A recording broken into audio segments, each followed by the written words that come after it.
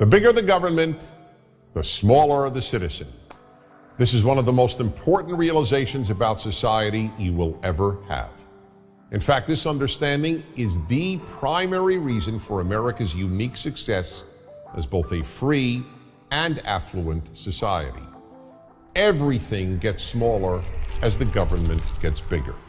Liberty gets smaller, individuality gets smaller, goodness gets smaller, and human character gets smaller.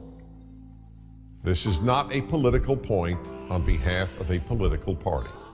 It is simply an observable fact, and it's just common sense.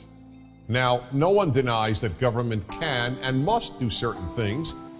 There's plenty for government to do. It's the government that must protect us from foreign attacks. That's why we have armed forces. It's the government that must protect us from criminals within our country. That's why we have police. Likewise, fire departments and courts are obviously necessary government institutions.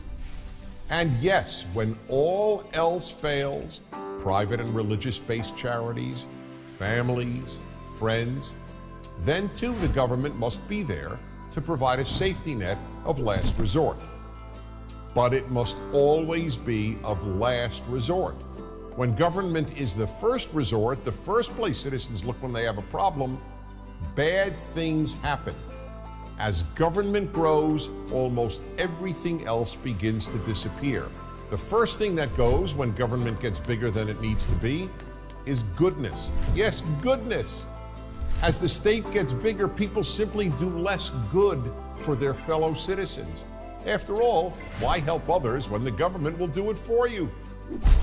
This is the reason that, as noted by the international nonprofit organization Charities Aid Foundation, and shown in study after study, Americans give more charity and volunteer more time to help others than do Europeans, not to mention just about everybody else in the world.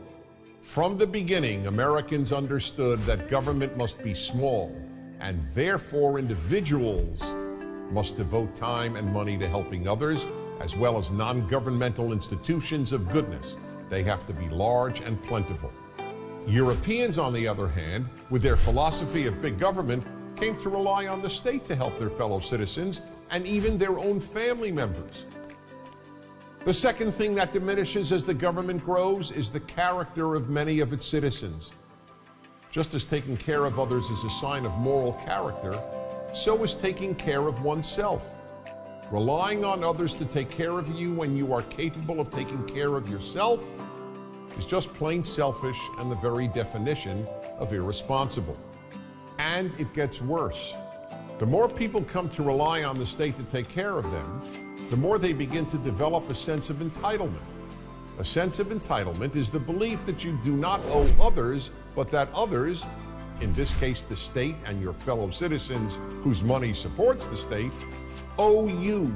A sense of entitlement creates two other bad character traits: ingratitude and resentment. The more people expect to be given, the less grateful they will be for what they are given. And they get resentful when any of those entitlements are taken away. The third thing that bigger government diminishes is liberty. This should be obvious. The more government, the more rules, the less liberty. In much of Europe, for example, governments tell store owners how many hours they can keep their own stores open. That's right, in France and Germany, for example, you can't keep your own store open past a certain hour. And you can't open your store before a certain hour. And in the United States, the Federal Register was 2,620 pages long in 1936. By 2012, it contained 78,961 pages of rules and regulations. There are, however, some things big government always does increase: corruption, fraud, and theft. How could it not? Unless you think people are angels and that political power attracts angels, you know that a lot of people with almost unlimited power and with access to almost unlimited sums of money will abuse those powers. So for all these reasons, small government was the vision of the people who founded the United States of America. It is the major reason America has given more people more freedom and more opportunity to live a better life than any other country has. I'm Dennis Prager.